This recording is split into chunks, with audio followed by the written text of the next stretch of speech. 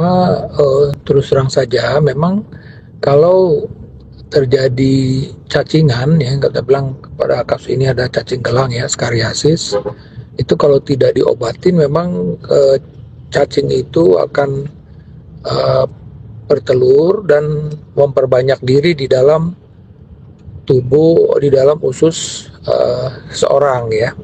Makanya sering kan ditemukan buang air besarnya ada cacing. Nah ini sebenarnya mungkin kalau dilihat historinya jangan-jangan udah pernah juga ini buang air besar cacing. Jadi ketika memang sudah pernah buang air besar cacing atau muntahnya ada cacing, itu sebenarnya harus segera diberikan obat cacing ya kan, agar cacing-cacing yang memang masih ada di dalam tubuh itu bisa mati dengan mengkonsumsi cacing tersebut.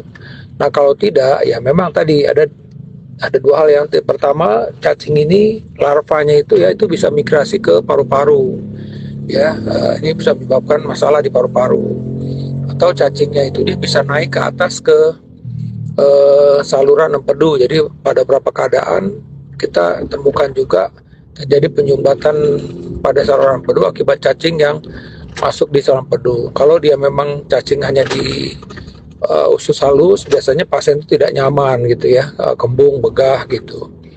Jadi sebenarnya pada anak-anak bisa diidentifikasi kalau anaknya rewel. Jadi kalau anaknya rewel, maka kita curiga jangan ada cacingan karena dia tidak nyaman di perutnya itu.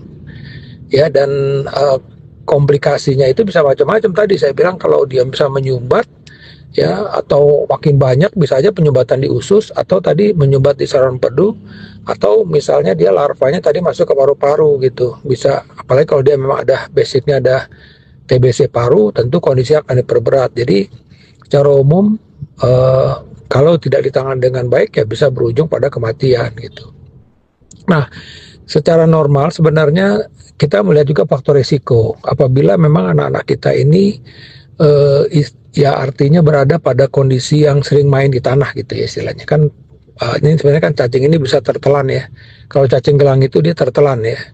Lain kalau cacing tambang dia masuk ke dalam pembuluh darah melalui kaki ya. Kalau ini dia bisa saja mungkin dia main tanah, kemudian ada mungkin dalam tanah kotor itu ada telur cacing tertelan, atau juga bisa dari sayur-sayuran mentah itu juga bisa ditemukan telur cacing. Jadi apabila dia beresiko memang baiknya setiap 6 bulan sekali minum obat cacing ya. Pertama tujuannya adalah kalau memang sudah ada investasi cacing, kalau sudah ada cacing maka cacing bisa dibunuh gitu. Ya kalau secara umum tadi kalau kita rutin mengkonsumsi obat cacing 6 bulan tidak ada masalah. Tapi kalau seumpamanya untuk pemeriksaan PSS saja ya setahun sekali misalnya cek medical check up, itu bisa kalau ada telur cacing akan ditemukan telur cacing. Tapi sekali lagi terutama orang yang berisiko tadi ya, artinya dia bekerja misalnya dia di tanaman tanah gitu ya, tanpa menggunakan pelindung diri yang signifikan, itu bisa aja telur cacing ada di jari dan ketika dia makan misalnya dengan tangan itu bisa tertelan gitu loh. Jadi oleh karena itu apa yang harus dilakukan adalah untuk rajin mencuci tangan ya kan, dan juga tadi kaki ya kan, dan terutama apabila dia sebelum makan itu sebelum makan, dan juga setelah kontak dengan tanah yang ada kemungkinan ada telur cacing pada tanah tersebut.